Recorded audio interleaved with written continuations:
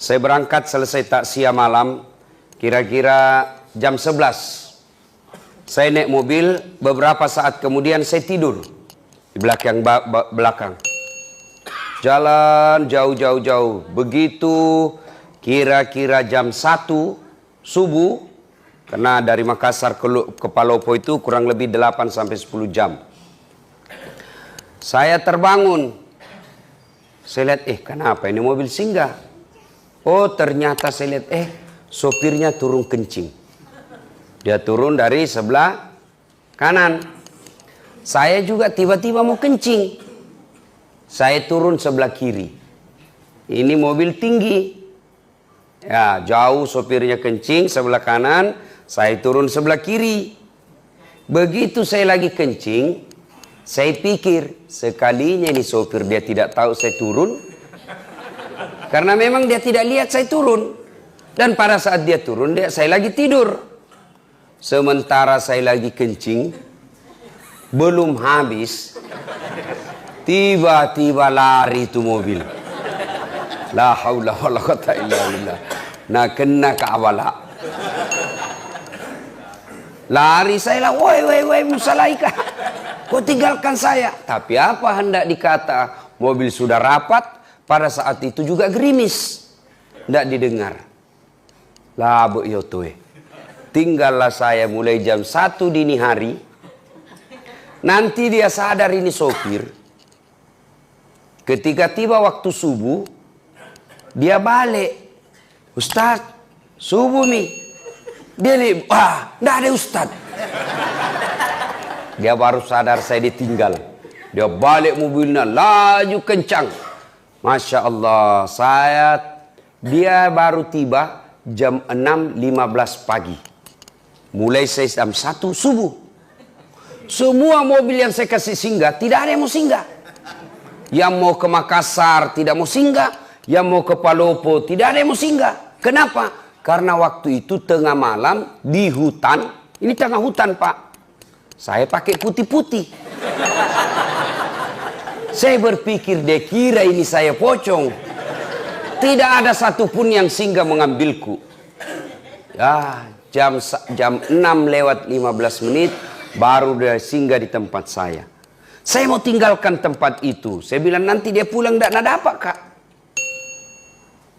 Nah kena tonga bala. Salat subuh lah saya, basah Pak, semua basah. Begitu saya sampai, dia tiba, saya mau bilang, saya mau siksa ini orang, saya mau bawa ini mobil dia, saya kasih tunggu singgah di sini. Saya bilang juga, tidak enak juga, tidak manusiawi, balas dendam. Saya sampai ke rumah jabatan Palopo, wali kota Palopo. Tiba-tiba Pak Yudas wali kotanya, dia bilang, Ustaz, bagaimana ceritanya bisa kita lupa koporta? Dalam hatiku mak beli si sopir ini. Bohong lagi nih sopir. Ternyata saya bilang bukan kopor saya lupa, dia yang lupa saya. Ternyata dia lapor ke wali kota. Kenapa terlambat sampai? Karena dia bilang kita balik lagi ke masjid, lupa kopornya Pak Ustaz. Nah, selesai saya ceramah, baru dia pulang lagi. Pak Wali datang lagi dengan sopir yang sama. Saya bilang, Pak Wali, mohon maaf. Saya sudah maafkan itu sopirnya, tapi tolong jangan lagi dia yang ngantar, Kak. Dendam saya sama ini orang. Rasanya mau kutempelin muka. 4 jam saya disiksa di pinggir jalan. Tapi apa hikmahnya? Setelah itu honorku dia tambah 2 kali lipat. Dia bilang, ini Ustaz, uang duka cita. Nah ibu bapak saudara-saudara sekalian, saya ambil iktibar, saya ambil hikmah pelajaran dari kisah ini, di dunia. Apa pelajaran ini? Saya bilang beginilah kisahnya kita kalau kita dikubur. Masuklah kita dikubur. Berharap ada mobil yang singgah mengambil saya. Berharap ada keluarga yang doakan kita. Ternyata tidak ada lagi yang doakan kita. Kita menunggu keluarga mendoakan kita. Kita menunggu anak mendoakan kita setelah dikubur. Tapi apa hendak dikata, tidak ada satupun yang mengingat kita. Basah kuyuplah saya, menderitalah saya. Ternyata mengharap kiriman-kiriman doa, ternyata tidak ada yang mendoakan saya. Beginilah kita, Pak. merantau, kita datang ke Kupang, bapak bekerja di sini. Kalau tidak senang, 2 tahun makin menderita, 3 tahun makin susah, 5 tahun tidak ada tanda-tanda bahagia. Lebih saya pulang ke Sulawesi. Begitu kan? Masih bisa ki pulang. Kerja ki di sini tidak enak, bos tidak bagus, kata-katanya kasar, istrinya enak-enak bicaranya, berhenti kerja, saya balik ke Sulawesi. Iya toh? Tapi kalau bapak masih di kubur, senang tidak senang, tinggal mako di situ. Tidak bisa kau lagi balik naik ke atas. Pun kalau kau balik ke atas, maka tidak ada orang mau dekati kau. Wih, pocong-pocong, lari. Nah, ibu bapak, saudara-saudara sekalian, ini hikmah yang paling penting. Ini bapak-bapak yang sudah tua, yang di depanku sudah muka-muka sakaratil maut. Melo kilo kega bos, pasti mati ko. Berapa kali maki antar jenazah? Toh? 3 yang ngantar kita itu. Bapak coba lihat kalau ada orang meninggal, telu tuh mantar laki. 3 yang ngantar kita. 1, harta. Ini harta keluar mobil, keluar motor, keluar karpet, keluar tikar, keluar semuanya. Begitu kita masuk di kubur, apa yang temani kita? Harta kita yang paling banyak, yang paling kita temani kita. Apa? Kain kafan. Tidak mentang-mentang dia kaya, pakai kain sutra. Tidak. Tidak mentang-mentang dia kaya, kasih tebal dia, kasih macam-macam kainnya. Tidak. Kainnya kain kafan, mulai dari yang paling kaya sampai paling miskin, sama kainnya, kain kafan. Apa minyak-minyaknya? Kapur barus. Iya toh? Tidak mentang-mentang dia kaya, pakai Bulgari, pakai Angelman. Tidak, pakai apa? Kapur barus. Lalu apa yang kita mau sombongkan di dunia ini? Meninggal, kain kita bawa. Tidak ada orang mentang-mentang dia kaya, Nabi bilang anaknya, kasih masuk tawa bapak PCD. Supaya tidak bete di kuburnya. Tidak bos. 2, yang mengantar kita masuk, menuju ke alam kubur, apa? Keluarga, anak, istri, handai tolan, sahabat, sepupu, ngantar kita. Tapi begitu kita masuk di kubur, mereka mau masuk. Mana mau itu tak nagoda ibu. Adindaku sayang, kemanapun kau pergi, aku akan mengikutimu. Gunung kan kudaki, lautan ku seberangi, masjid kau lewati. Iya toh, ibu-ibu. Begitu meninggal ibu, mau kira-kira suami tak masuk di dalam? Mau kira-kira? Jangankan masuk, kakinya saja tinggal 1 meter, ndak mau. Meninggal ibu, mata kanannya menangis, mata kirinya yang mana gantinya. Coba, ada temanku pergi haji, meninggal mendadak istrinya. Masih muda, meninggal mendadak istrinya. Bengkak matanya. Dia bilang, Ustaz, rasanya tidak bisa melanjutkan hidupku ini. Separuh jiwaku hilang, Ustaz.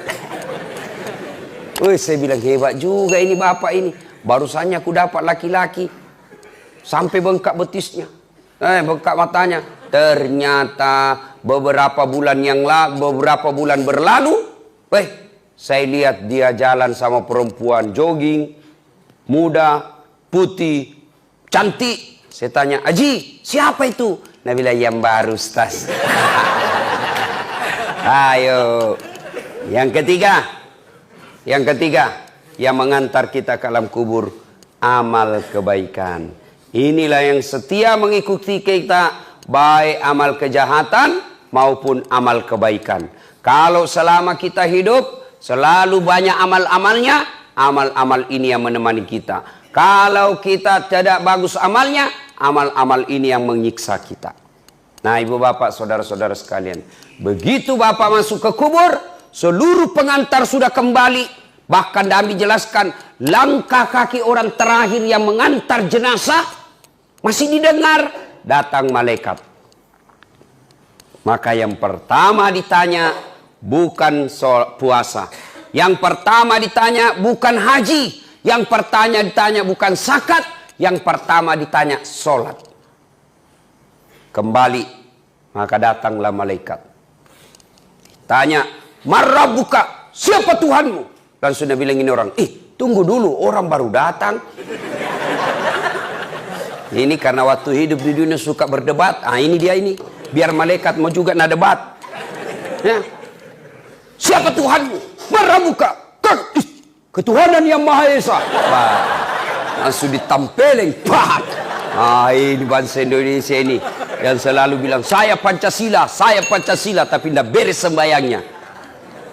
Ini kalau baik solatnya, datang malaikat. Orang bagus solatnya, 5 waktunya terpelihara, ada solatnya di masjid, datang ditanya, "Marrabbuka? Siapa Tuhanmu?" Solat berkata, "Mundur kau. Waktu kau hidup kau rajin pelihara solatmu, sekarang saya yang pelihara kamu." Kata solat, "Mundur kau, saya yang pelihara." "Marrabbuka? Siapa Tuhanmu?" Solat kita menjawab, "Allahu Akbar." Bila malaikat, tahu aja jagonya. Barusan ku dapat. "Man nabiyuka? Siapa nabimu?" Dia jawab lagi, "Asyhadu Allah ilaha illallah wa asyhadu anna Muhammadar Rasulullah." Malaikat mungkar tambahi, tahu jagonya anak kakak SS ini. Akhirnya malaikat naik melapor kepada Allah, "Ya Allah, ada hambamu mati." Saya tanya, "Marrabbuka?" Dia jawab, "Allahu Akbar." Allah berfirman, itu orang baik solatnya. Tidurkan dia seperti nikmatnya tidur pengantin baru untuk menunggu hari kiamat. Kalau baik solat. Nah, ada orang juga cerita Pak, penjual gogos. Tahu juga gogos toh? Pulang takziah, dia cerita tentang kematian, takut dia. Dia bilang sama istrinya, "Bu, besok-besok kalau saya meninggal, jangan kau bungkus kain kafan." Nah, banyak pertanyaan bede. Jadi bagaimana Pak? Bungkus daun pisang. Supaya dikira Kak gogos. Tidak ditanya-tanya, Mak. Oke, meninggal, dibungkus betul kain pisang. Begitu ditanam kembali sama pengantar, datang malaikat. "Kenapa ada gogos ini? Kenapa ada gogos?" "Bakar." Tidak ditanya, langsung dibakar. Ibu bapak saudara-saudara sekalian. Nah, berikutnya, kalau masuk kita sudah dikubur, sepertilah saya tadi, menunggu orang yang singgah mengambil saya, ternyata tidak ada. Nah, ketika kita masuk di dalam kubur, kata Nabi, 3 saja. Apabila anak cucu Adam sudah masuk ke alam kubur, tidak ada yang bisa menolongnya kecuali 3. 1, apa itu? Anak yang soleh dan soleha. Ibu bapak meninggal, siapa doakan kita? Anak. Biar ada anak 7, biar anak-anak 9, tapi kalau tidak bagus agamanya, tidak doakan kita. Paling dia ke kubur sekali setahun. Kapan? Lebaran. Itu pun datang di selfie. Pegang batu nisannya, nasiram, baru bilang sama kakaknya, "Foto dulu samping." Baru update status, "Goodbye my father." Nah, itu anak tak kalau terlalu pintar tidak ada agamanya. Ya, anak yang soleh dan soleha, yang doakan kita masuk di alam kubur, "Allahumma ghafirli wali walidayya warhamhuma kama rabbayani shaghira." Kalau baik agamanya. Kalau tidak baik agamanya, siapa nak suruh doa? Pak Doja. Baik kalau Pak Doja tahu bahasa Arab. Kalau tidak tahu bahasa Arab, setengah mati bilang amin. Dia pikir mamaknya nak doakan, padahal mamaknya Pak Doja nak doakan. Apa Nabi? "Allahumma ghafirli." Nabi bilang Pak Doja, "Allahumma ghafirli." Nabi bilang bapak, "Amin. Wali walidayya, amin. Warhamhuma kama rabbayani shaghira." Amin. Nak kira mamaknya didoakan, padahal mamaknya Pak Doja. Apa artinya itu tadi? "Ya Allah, ampuni dosaku." Nabi bilang ini bapak di belakang, "Amin." Siapa ku? Dosanya Pak Doja. "Wali walidayya," kedua orang tuaku. Nabi bilang lagi di bapak, "Amin." Ibu bapaknya Pak Doja. Sudah dikasih pisang sama uang, disuruh doakan mamaknya ada doakan. Nah, bapak saudara-saudara sekalian. Jadi yang paling habis waktu. 2 menit lagi. Yang kedua, yang bisa menyelamatkan kita setelah anak yang soleh dan soleha, yang kedua adalah amal jariah. Amal jariah. Ya, amal jariah itu berupa apa? Satu, pembangunan yang bermanfaat. Bangun masjid, bangun sekolah, bangun jembatan, tanah dijadikan jalanan umum, rumah dijadikan tahfiz Quran, rumah dijadikan rumah imam. Itu amal jariah. Amal jariah yang ketiga, setelah pembangunan anak soleh, pembangunan yang ketiga apa? Ilmu yang bermanfaat. Nih dengar ceramah saya, save, sebar, like and share. Jangan lupa kasih subscribe. Nah, kalau bapak-bapak dapat ilmu, WhatsApp, broadcast, itu setan menggoda. Jangan ku sebar. Nanti dia bilang korang so alim. Itu setan. Sebarkan saja kebaikan. Kalau gambar-gambar porno, selama gambar porno itu yang kau edarkan beredar, selama itu kau dapat dosa meskipun engkau sudah di alam kubur. Termasuk ibu-ibu, bapak-bapak, saudara-saudara yang sebarkan foto-fotonya yang kelihatan auratnya, maka selama beredar itu fotomu yang kelihatan auratnya, selama itu kau dapat kiriman dosa. Ibu, bapak, saudara-saudara sekalian, karena waktu yang terbatas saya harus ke bandara. Tidak mungkin tunggu kat pesawat, saya bukan presiden.